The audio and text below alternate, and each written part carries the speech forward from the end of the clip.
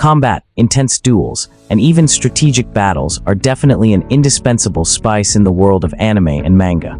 So, I wonder if any of you folks here have ever wondered about the iconic 1v1 solo fights that have taken the Weibo community by storm all over the world.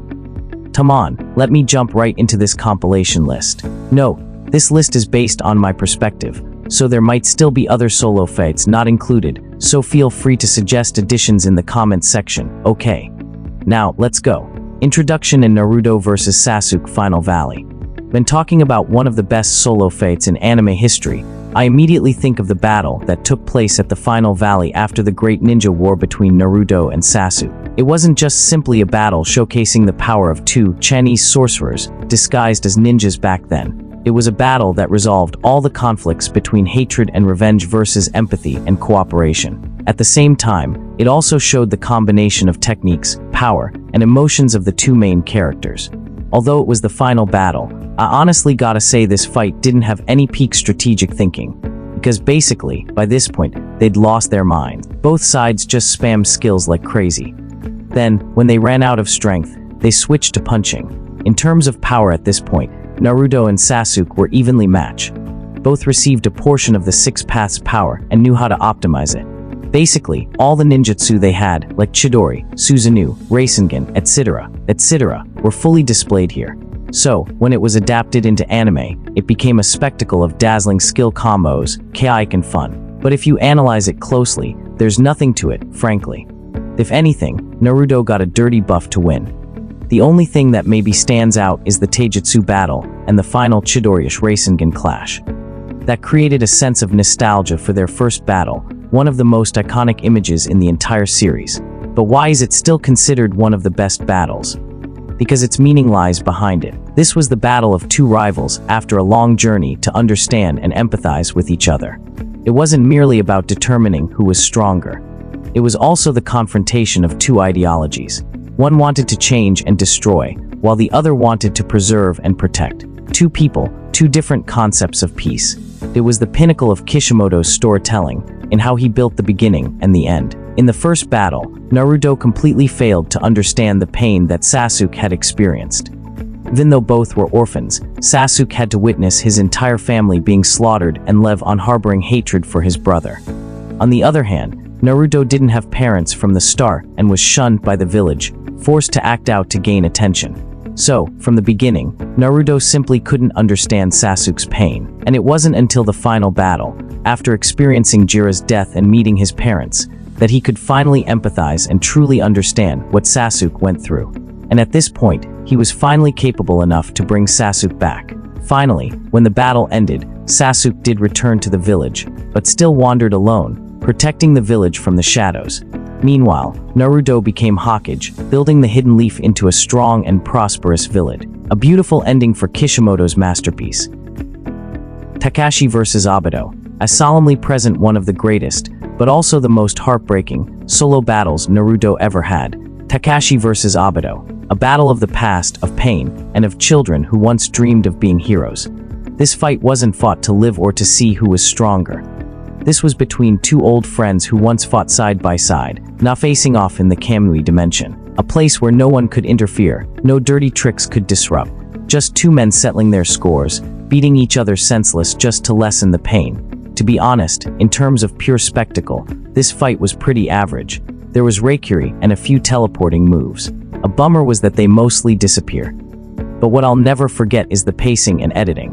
When they were punching, it cut back to flashbacks. When they unleashed techniques, it overlaid scenes of young Obito training with Kakashi. Every punch felt like it was hitting the audience's heart, not the characters' faces. Kakashi, as always, was pained by having killed Ren. And Obito, damn, he was broken from the start. One side carried the ideal of protecting friends, the other was betrayed by belief and turned to illusion. The brilliance is that both were right. And that's why this battle is so haunting. This fight didn't have a clear winner, but it brought the past to a close. The two friends continued to protect their ideals. Obito walked the path of an antagonist for a while longer, and Kakashi, who was always haunted by his mistakes, finally truly forgave himself. Luffy vs Rob Lucci Enies Lobby. The Enies Lobby arc, the best story arc ever, where the Straw Hat crew stormed in to rescue Robin. The battle between Luffy and Lucy is still considered one of the most evenly matched to this day. On one side was the strongest assassin who had never failed. On the other was the rising super rookie fighting to protect his goal. Lucy is a well-trained assassin, proficient in Rokushiki, 6 superhuman combat techniques. He fights coldly, emotionlessly, focusing on finishing off his opponent quickly and effectively. With his ability to transform into a leopard thanks to his own devil fruit, Lucy combines superior physical strength with refined combat techniques, creating an almost unbeatable opponent. Luffy, on the other hand, fights with all his heart and youthful will. He doesn't have refined combat techniques like Lucy, but he makes up for it with incredible adaptability. In this battle, Luffy used Gear 2nd and Gear 3rd, new techniques that enhanced his speed and strength to face Lucy. Despite being heavily injured and exhausted, Luffy stood up after every fall with only one goal, protecting his crewmates and bringing Robin back. Overall, strategy was there, but he mainly fought with emotion. Honestly, Luffy wasn't more skilled than Lucy, but he was more stubborn, basically. The outcome after this battle was clear. Luffy was the first and only person at that time to defeat Rob Lucci, the strongest member of CP9. CP9, the world government's most elite assassination force, was practically wiped out from here. The government lost an important tool. Meanwhile, Luffy's fame began to spread across the ocean. And it was also the first time I clearly saw the cost of getting stronger. Gear 2nd and Gear 3rd left Luffy completely exhausted, unable to move. Even though he won the battle, it showed Luffy's physical limits. And that's why later Luffy had to learn Haki and upgrade his skills instead of just spamming gears. Midoriya vs Todoroki UA Sports Festival. At the final match of the UA Sports Festival, Izuku Midoriya faced Shoto Todoroki. The two of them competed for the top spot in their year in front of tens of thousands of spectators. The context was particularly serious. Todoroki carried inner turmoil with his father, while Deku was determined to help his friend unleash his true power. Only 2 people on the field, the tension was pushed to the limit. This battle wasn't just an explosion of skill, it felt like a chest was bursting because of the overwhelming emotion. Deku initially subtly used one for all just enough. His strategy was to act to push Todoroki to his limit. Todoroki, meanwhile, unleashed chilling ice onto the ground. With his other hand, he unleashed raging fire, creating monstrous heat. Both performed combined attacks, pushing each other to the brink. A giant ice pillar collided with a storm of flames. The absolute peak move was Deku doing everything just to provoke Todoroki to unleash his hidden fire. The climax was the clash between blue icy light and red fiery light, accompanied by screams echoing to the heart. I watched it and felt chills, yet also warmth in my heart because of the radiant comradeship shining like twinkling stars. Oh well, Todoroki finally unleashed his power, accepting both fire and ice within himself. Although he lost, Deku had achieved his goal. He had unlocked the chains binding Todoroki. All Might vs All for One UA Airport. In the great battle at the UA Airport, All Might decided to fight one for all one-on-one. No one else. The stage was the airport, just evacuated, with only 2 platforms left. All Might at this moment had only a bit of his last strength left. But he still charged straight at his old enemy with the tail of a hero. There were no other spectators, just 2 people and destiny. The world in their fists. After watching this battle, I was literally on the edge of my seat, folks. All Might unleashed his power wildly, muscles surging, the air vibrating. One for one was just as fierce. He absorbed all the energy from his opponent and countered fiercely. Every punch was incredibly heavy. Every blow landed like a hammer. The climax was when All Might unleashed Texas Plus Ultra, pouring out all his final strength and delivering a historic blow. This scene was so intense it shattered the screen. The whole anime world was stunned and incredibly moved. It was both epic and mesmerizingly beautiful. Finally, One for One couldn't take it anymore. All Might ran out of strength, completing his final hero mission. As a result, the flame of One for One went out. All Might lost his superpower forever. However, his smile inspired countless generations of students, colleagues, and friends to continue the path of heroism. Rengoku vs Akaza Mugen Train Arc. The setting of this battle took place right after Tanjiro's group had defeated the Lower Moon Demon on the Infinite Train. Upper Moon 3, Akaza, unexpectedly appeared. He challenged the Flame Hashira, Rengoku, to a one-on-one battle. I still remember vividly the scene of them standing in the middle of the shattered train car, surrounded by debris, with flickering firelight. On one side was the Flame Hashira, Kojiro Rengoku, with soaring momentum, an aura like a blazing sun. On the other was Akaza, brutal with the excited smile of a bloodthirsty fiend.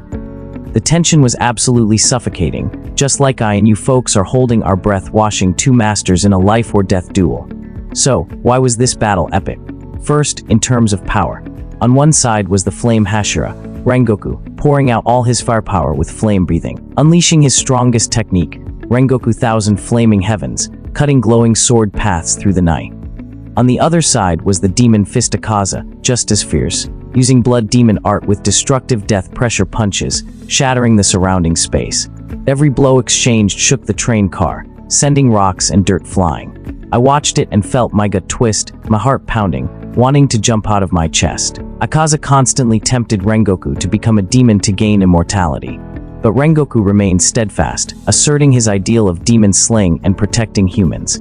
His eyes were full of pride as he protected those behind him, earning even Akaza's respect. The contrast between the temptation of evil and the unyielding righteousness was clearly displayed. A stark contrast between good and evil, but in the end, evil won. The image of Rengoku collapsing, his breathing fading, but with a serene smile. He had protected everyone until the last minute, bringing countless readers to tears. So, the Demon Slayer core lost to Hashira, but his death also became the motivation for Tanjiro's group to strive harder, constantly training towards the ultimate goal of destroying the Demon King Muzan. A short but absolutely haunting solo battle, both visually spectacular and tear-jerking. Sesshomaru vs. Inuyasha. This battle between the two legendary half-demon brothers is the pinnacle of sibling animosity in Inuyasha. The setting occurred near the end of the journey when Sesshomaru and Inuyasha faced each other amidst the chaotic battlefield, chasing Naraku. Sesshomaru appeared coldly amidst the rubble, his hand on the hilt of Tensiga, facing Inuyasha, who was tightly gripping the glowing red Tessega. This wasn't just a test of strength, it was a clash of pride between two half-brothers with different mothers. One was an arrogant great demon, the other a hot-headed half-demon. I remember the absolutely thrilling feeling when the two dog brothers fought, shaking the heavens and earth, literally biting each other like dogs. This battle clearly showed Inuyasha's growth and Sesshomaru's psychological transformation. With every technique they unleashed, they aimed for the opponent's vile point. Just one small mistake could send either of the two dogs to meet their maker at any moment. The psychological complexes of the two brothers were also a highlight. Sesshomaru carried a heavy complex about his father giving the precious holy sword to his younger brother, so he fought while venting years of resentment. Inuyasha, on one hand, was annoyed by his brother constantly trying to steal the sword.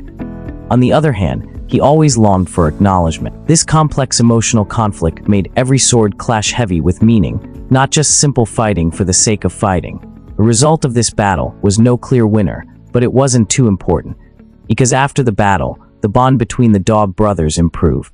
Sesshomaru for the first time acknowledged his younger brother's strength, admitting that Inuyasha completely deserved Tessega. As for Inuyasha, although he didn't exactly like his aloof older brother, deep down he understood many things. He realized Sesshomaru's pride and the harsh, protective nature he had towards him. I believe that after this brother-against-brother battle, the relationship between the two brothers entered a new chapter, no longer just blind hatred, but gradually forming mutual respect. In the end, they were able to fight side by side against Naraku, something no one would have dared to imagine before. This is the solo battle that put an end to the conflict between the Inuyasha brothers. It was both grand and meaningful. It felt incredibly satisfying to watch. Amuro vs. Char's counterattack. If we're talking about legendary clashes in the MCA Mobile Suit Gundam world, I'll immediately remember the classic showdown between Amuro Ray and Char Aznable in outer space. The saying is the final battle in the movie Char's Counterattack. Char, leading Neozeon, intended to drop the entire Axis asteroid onto Earth, while Amuro, piloting the new Gundam, decided to stop that apocalyptic disaster. The two of them charged at each other in the dark expanse of space, surrounded by glowing debris of a space station and the asteroid. I got goosebumps seeing Amuro's new Gundam launch its fin funnels, weaving like a flock of light birds, firing laser beams rapidly, while Char, in the red Sazabi mobile suit, swung his beam saber, slicing through projectile barrages. The entire dark sky lit up with energy cannons and explosions, truly like a cosmic fireworks show. Both pilots are new types, people with supernatural intuition, and Char could almost read each other's thoughts. Every sword swing, Every shot was unleashed and countered in a flash. Char used every trick, deploying heat lures to make Amuro lose track, then suddenly accelerating to close in for a melee strike. Amuro was just as skilled, humbly using his fin funnels to distract, then circling around behind Char, resulting in incredibly tense dogfights. I watched without blinking, on edge every second, as if I were sitting in the cockpit of the Gundam myself. Psychologically and emotionally, this battle carried deep meaning. Char held onto old grudges and an extremist belief that humanity had to leave Earth, while Amuro fought to protect his home and friends from that insane plan. Two individuals who were reincarnated rivals outpoured out all their feelings, their pain from loss. Both had lost loved ones at the hands of the other. This resentment mixed with mutual respect made the fight more than just a contest of who would win. It was also like a final dialogue between two soulmates on a fierce battlefield. The outcome of this battle became a legend. Axis was stopped, humanity narrowly escaped disaster, but in that moment of miracle, Amuro and Char vanished into a halo of light, like two shooting stars extinguishing in the universe. No one ever saw them again, a tragic ending for the pair of formidable opponents. The folks who watched it felt both proud and choked up. Amuro became a hero who saved Earth. Char also put an end to his crazy dream. The confrontation will always be remembered as a monument of the anime mobile suit Gundam genre, both grand and moving down to the last cell. Rimuru vs Hinata Tensura. Even a formidable leader like Rimuru had a day when someone almost wiped him out, and the solo battle with Hinata Sakaguchi is proof of that. The setting takes place in Season 2 of that time. I got reincarnated as a slime. Rimuru, on his way back to Tempest, was suddenly intercepted by Hinata, who challenged him. Hinata is the captain of the Holy Knights of the Western Holy Church, a heaven-class swordswoman who was once taught by Shizu. She appeared in shiny armor, her eyes cold as ice and radiating killing intent. She demanded Rimuru's life to punish the Demon Lord. Right from the opening, the leader Rimuru was almost done for. I watched with my heart in my throat. This battle showed Hinata's superior combat skills and was a rare instance where Rimuru was put on the defensive. Hinata used a special barrier that blocked Rimuru's recovery and magic, turning him from an immortal slime into vulnerable walking meat. Every sword strike from Hinata was incredibly fast. She closed in an attack using Aijutsu, drawing and striking in a single motion. One strike radiated holy light, not only causing physical damage but also burning the monster's soul. Rimuru took a few hits and panicked. Great Sage in his head also seemed warnings of extreme danger. But don't misunderstand, this wasn't an unbalanced match, because the leader Rimuru himself wasn't actively seeking this situation, and Rimuru could still adapt and escape cleanly with just one clone. That alone is enough to show that even though she could push Rimuru to the brink, in reality, the leader still had many trump cards he hadn't used yet. Anyway, this was still a battle that brought Rimuru back down to Earth. It helped Rimuru realize that the world still had many strong individuals who could threaten him and the kingdom of Tempest. He understood that naive overconfidence could cost him dearly. So afterward, Rimuru decided to evolve into a true demon lord to be strong enough to protect his subordinates. At the same time, this encounter with Hinata planted the seed for a larger confrontation between Tempest and the Holy Church later on. Although he regrettably lost the battle, Rimuru learned a painful lesson and became much stronger. And I and you folks got a spectacle, because it's rare to see the main character being pushed so hard. This solo battle was truly incredibly tense and full of meaning, a turning point in our slime's journey to dominance. Denji vs Katana Man Chainsaw Man. Moving on to the solo battle that caps off the first part of Chainsaw Man, I humbly call this the most brutal chopping duel on a train. The setting takes place right after the Katana Man gang caused chaos in Tokyo and killed many devil hunters, including Himeno. Denji, filled with soaring rage, chased after Katana Man, leading to this fated battle. This battle gathered all the elements: crazy violence and dark humor, characteristic of Chainsaw Man. In terms of bloody action, Denji and Katana Man charged at each other without hesitation. Katana Man had the advantage of speed. Every slash he made was precise. His demon sword blade swung, splitting train seats like butter, and even slashed a deep wound across Denji's stomach, almost letting his guts spill out. While the tough, bloody mess of a character Denji still laughed wildly. Blood splattered everywhere in the carriage. The two demon guys were like they were butchering each other alive. It might seem like a no-brain solo fight, but actually, Denji had a trick up his sleeve. After a few rounds of being overwhelmed, Denji pretended to be careless to bait Katana Man into unleashing a decisive slash. Thinking he had victory secured, Katana Man had no idea Denji had hidden a chainsaw blade in his leg. In the opponent's moment of carelessness, Denji unleashed a kick, splitting Katana Man from groin to gut in a clean line. This sneaky ambush move knocked Katana Man onto the train floor, utterly defeated. And the outcome after that, I'm sure everyone knows. This is the solo battle that ended the Katana Man arc perfectly. Full of blood, tension, and craziness, true to the brand. After watching, you folks can only nod your heads, absolutely peak. Kirito vs Heathcliff Aseo Aincrad. The decisive battle between Kirito and Heathcliff in Sword Art Online.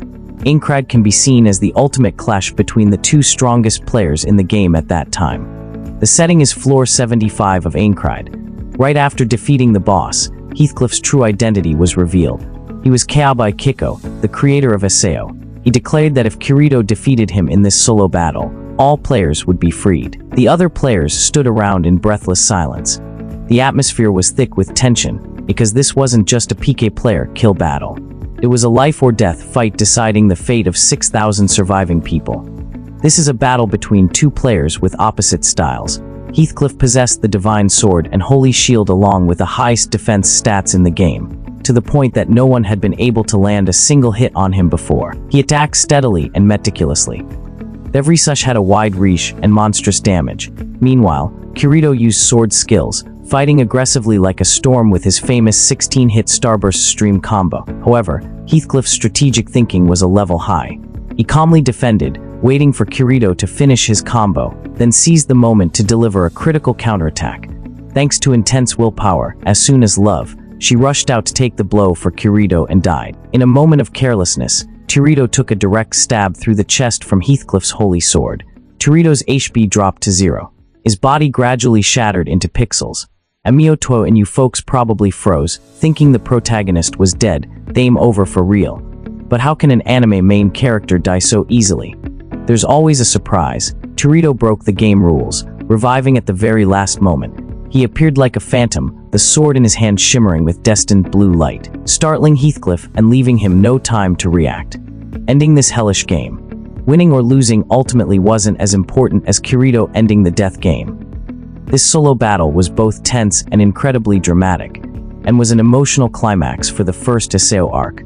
It showed that whether in a game or reality, willpower and emotion are the ultimate strength. I believe the moment Kirito stood up from death to stab his enemy will forever be remembered by fans as a symbol of the plus ultra spirit, surpassing one's limits in anime. Gojo vs Sukuna Jujutsu Kaisen. So, this is probably one of the hottest solo fights of 2023 in the manga community.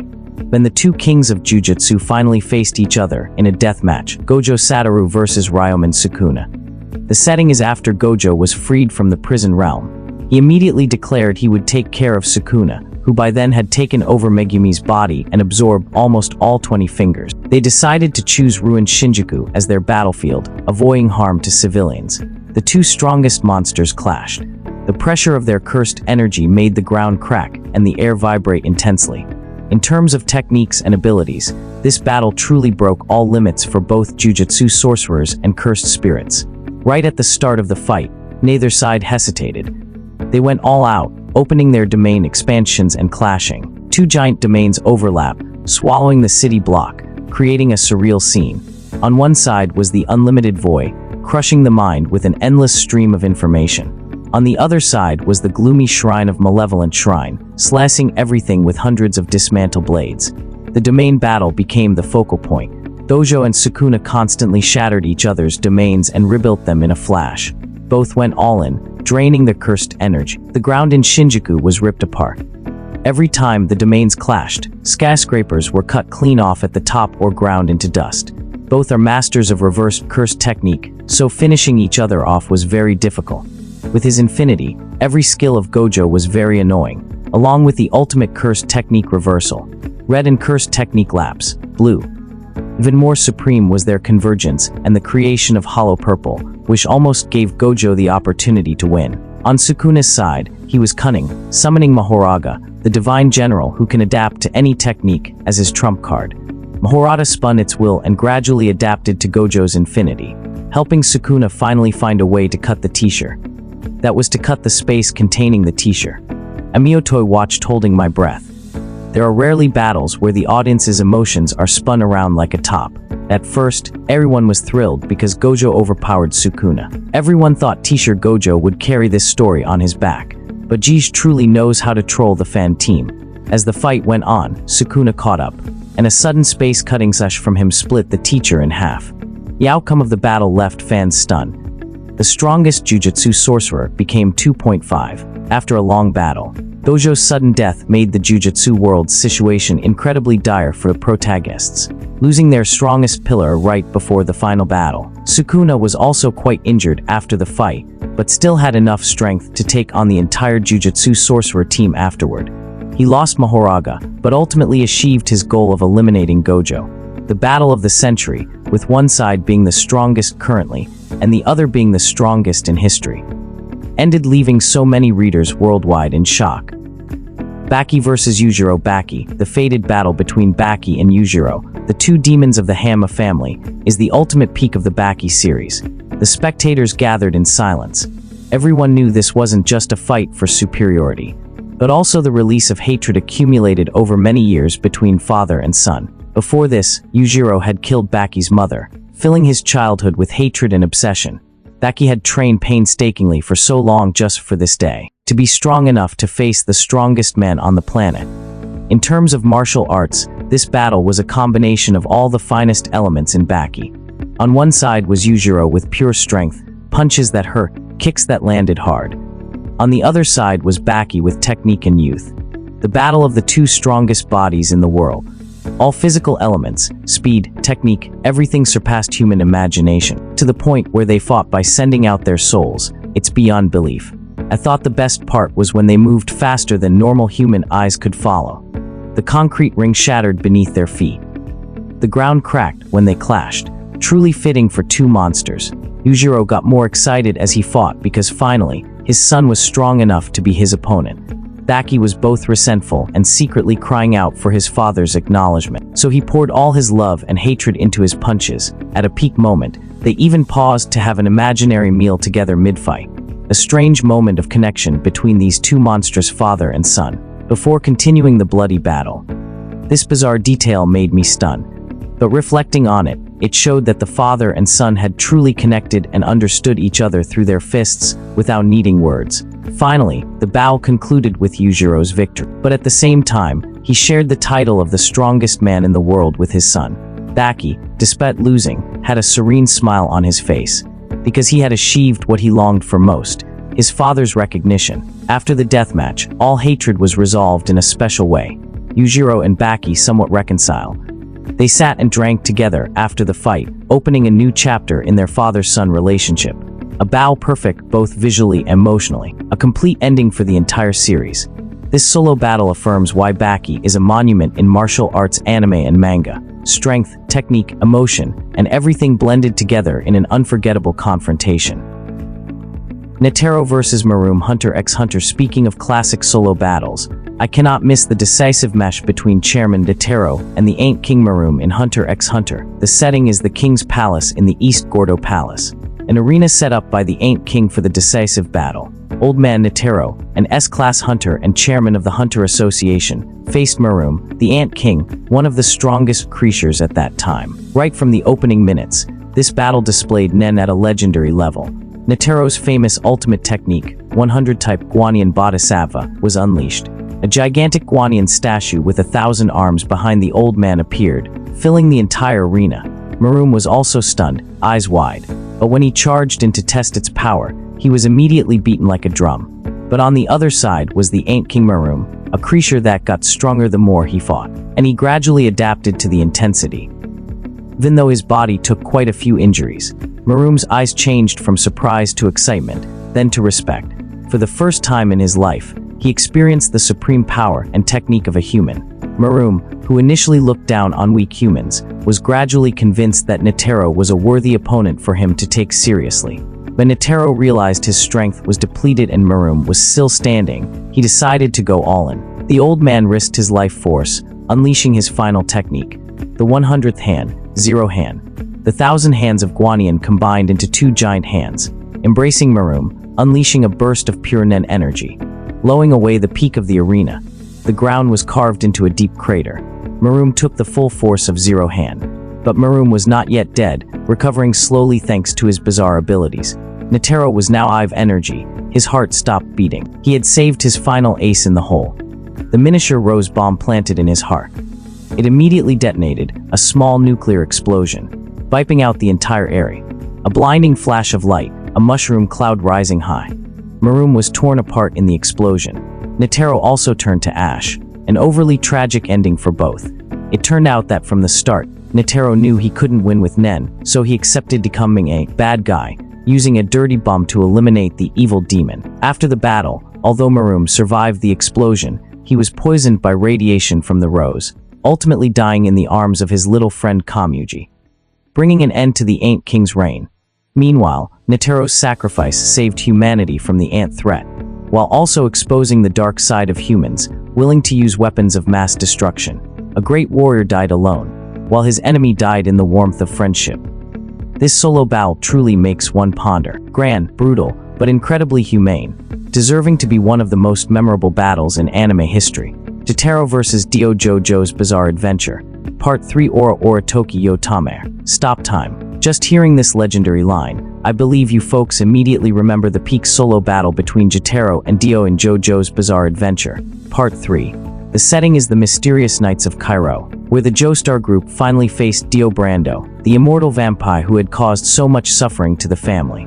After his teammates were defeated one by one, only Jotaro Kujo stood up to directly confront Dio. This wasn't just a personal battle. It was a showdown to end a 100-year feud between Dio and the Joestar family. In terms of stand power and technique, this battle is famous for its mind games and spectacular action. Dio with the world possessed the ability to stop time for a few seconds. He fully exploited this ability. Every time the world stopped time, Dio calmly walked forward, threw knives at Jotaro, or even dropped a road roller on him to crush his opponent. As for Jotaro, initially, he was beaten constantly because he didn't understand Dio's move. But gradually, Jotaro's Star Platinum evolved. He began to feel an even move within the stop time. True to JoJo style, Jotaro even stopped his own heart for a few seconds to make Dio think he was dead, successfully escaping the next time skip. When the tide of battle turned, Jotaro suddenly announced that Star Platinum could also stop time, just like the world. At this point, Dio paled, and fans like me screamed with joy. In the final seconds, Dio played dirty, covering Jotaro's eyes with blood. Using the world, he charged in, intending to finish him off. Unfortunately, Jotaro's Star Platinum was faster. In the decisive moment, it punched directly into Dio's leg, destroying his knee, and the damage spread throughout his body, causing Dio's head to explode like a watermelon. The 100-year curse on the Joestar family ended. As a result, Jotaro's mother Holly was cured. Surviving teammates were saved. Joseph received a blood transfusion from Dio, but Jotaro filtered out the vampiric aspect. Jotaro became the hero who saved the whole family line.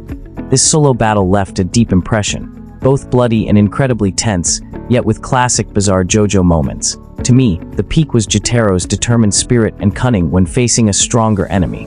The guy didn't just use his fists, but also his head to win. This is definitely one of the best final boss battles ever drawn. Intense, creative, and full of emotion. Feels great when justice defeats evil. Magna vs. Dante Black Clover. The biggest shock among the solo battles in Black Clover is definitely the fight where the peasant defeated the boss. Magna vs. Dante. The setting takes place in the Space Kingdom arc, when the Black Bulls attack the Dark Tride's base. Dante Zagratis, who had previously defeated both Yami and Estao, was recovering to return to the fight. Just then, Magna's swing appeared and blocked him. On one side was the mage from a peasant background with weak magic. On the other was the magic king of the Space Kingdom with infinite power. From the beginning of the story until now, Magna has mostly been a comedic relief character and only fought weaklings. That he boldly challenged Dante to a 1v1 solo, his eyes blazing like never before. Dante sneered contemptuously. Even trash knows how to dream. Everyone thought Magna was committing suicide, but Magna had prepared a shocking surprise. In terms of strategy, Magna proved the intelligence of a street fighter cannot be underestimated. He had secretly researched and created soul chain magic, a soul-binding barrier, a magic circle that attached fiery chains to both him and Dante. As soon as the fight began, Magna threw the chains and hit Dante, immediately splitting the total magic power of the two. This meant Dante, who had a monstrous magic reserve, was now forced down to Magna's level. Dante's expression at that moment was exactly like, "What the hell?" when he suddenly saw his power drastically reduced. Meanwhile, Magna laughed loudly, cunningly. "Now, the boss is on my level of mana. Let's have a fair duel." So the solo battle turned into a true fisticuffs match. No more infinite recovery or magic tricks. Dante had to swing his fists, and Magna rolled up his sleeves and fought him like two boxers. Every punch exchange was fierce. On one side, a large demon king punching like a hammer. On the other side, a street-tough young man with iron will. Never before in Black Clover had there been a fight so purely focused on hand-to-hand combat. Magna took several steel punches from Dante. His face was bloody, several teeth broken, but he still smiled. He retaliated with a fiery uppercut fire punch, making Dante stumble. Dante roared. Both charged in, exchanging rapid combos of punches. Their bodies were bruised and battered, as Magna's mana was also running out. Finally, with a fierce fire slash, Magna knocked down Dante, to the stunned silence of everyone. The dark-tried guy lay on the ground, eyes rolled back, unable to believe he had just lost to a peasant. Magna stood unsteadily, gasping for breath, but his face shone with victory. The outcome of this shocking solo battle was Dante, the most important pillar of the Space Kingdom, suffered an utterly humiliating defeat. This wasn't just a victory for Magna, but also a message from Black Clover. Never underestimate the weak. An incredibly satisfying solo battle. Exciting from beginning to end.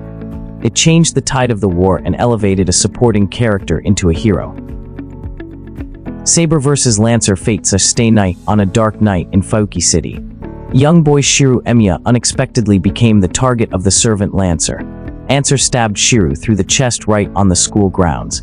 It seemed like it was over, but luckily, Rintosaka managed to revive him using a heavenly artifact. Rushing home in a half-dead state, Shiru was again pursued by Lancer. Before the summoning circle, the knightess saber Artori Pendragon appeared to protect him. The saber of the King of Knights, with the sealed sword Excalibur. Amidst the quiet backdrop, two powerful warriors officially faced each other. The dazzling light of Saber's sword flashed, contrasting with the challenging red spear of Lancer. Saber and Lancer unleashed techniques like a sword storm dance. Saber charged in, delivering sharp blows in an instant. Lancer immediately retreated, his spear whirling like a whirlwind, always looking for an opening to counterattack. The two sides exchanged techniques skillfully. One is the top-tier defensive ability and standard sword movements of the Night King. One is the speed and ruthless courage of the Hound of Kielan. The scene was full of explosions, the sound of swords and spears clashing, magic light like brilliant fireworks before the fans' eyes. The outcome of this clash changed the course of the war. Saber officially accepted Shiru as her master, from then on, becoming his most important ally in the Holy Grail War. The opponent Lancer was forced to retreat and report back to Kairi, tearing newly discovered respect after seeing Saber's true strength. Shiru transformed from a novice player into someone with undeniable status, now ready to step onto the battlefield with his sword at his side. The one-on-one death game immediately heated up. Lancer secretly out to be cautious, while other masters and servants probably started recalculating their forces. In short, the Saber versus Lancer battle, although short, revealed a lot, opening a turning point for Shiru and Saber, leaving a lasting impression on fans who love visually spectacular and intense solo fights. Saitama vs. Garou One Punch Man. If I had to choose the most overpowered solo battle on the planet, in the truest sense of the word, I would offer up Saitama vs. Garou in One Punch Man. The setting is the end of the Monster Association arc. After accidentally absorbing power from the entity god, Garou became Cosmic Fear Mode, a being in human form but emitting planet-level radiation. Every step he took caused living creatures to collapse and wither. Garou had cosmic knowledge. He could mimic any skill, unleashing space-bending attacks or even creating gamma-ray bursts, an event that usually happens when stars die. The hero hunter also became abnormally evil at this point. He brutally defeated S-class heroes without mercy, even piercing Geno's right in front of the main character as a challenge. There was no more joking around. Saitama's face at this moment was cold as ice. For Earth to be safe, Tiro Blast had to teleport both of them into outer space, specifically to a moon of Jupiter. Because if they fought on Earth, humanity would have to move to a new planet immediately. And so the battle officially began. With absolute mastery, Garou could use all the skills of the heroes he had encountered. And the peak was that he could copy Saitama's strength. However, everyone knows that Saitama's strength isn't fixed at any level, because it surpasses all logic. Even though Garou tried to mimic Saitama's style, he couldn't keep up with that terrifying rate of growth. It was like fighting a game glit. The two of them just exchanged punches, surpassing the speed of light in the true sense of the word. If Garou unleashed a gamma ray burst that could destroy planets, Saitama responded with a serious table flip, flipping the entire moon's terrain. A sneeze from Saitama blew away part of Jupiter's atmosphere. Garou got more and more confused as he fought, because even though he copied the power, he was still left far behind, like a bicycle chasing a spaceship. And the outcome of the battle, everyone knows. However, it ended in a rather unexpected way. Garou taught Saitama how to time travel, to return to the point in time when Garou hadn't fully completed his power. And that's when the Zero Punch was unleashed. A punch that didn't destroy anything but eradicated all the evil energy within Garou. After Garou woke up, he had no power left, only newfound clarity. As for Saitama, he didn't need anyone to cheer for him. He didn't need to be a national hero. He just quietly held Genos's core, and went back to his ordinary B-class anonymous life. To me, this battle went down in manga history. Not just because of the infinite power scale, but also because it was the first time we saw Saitama truly fight with all his heart. Fighting not just to win, but to protect someone precious to him. Goku vs. Frieza Dragon Ball Z name. Speaking of visually spectacular solo battles, you can't miss those guys with dyed hair in Dragon Ball. And if I had to pick one battle that I found most exciting, the 1v1 battle between the Monkey Kid and Frieza on Name would immediately pop into my head. On the planet Namek, after Vegeta fell to Frieza's hands, the protagonist finally appeared to deal with this tyrannical monster. The entire battle's advantage initially leaned completely towards Frieza with his 1 million power level, while Goku only had a mere 200,000, punching, ticking, shooting blasts every way. Although he caused Frieza some minor difficulty, it was clear that at that moment, Goku was not his opponent.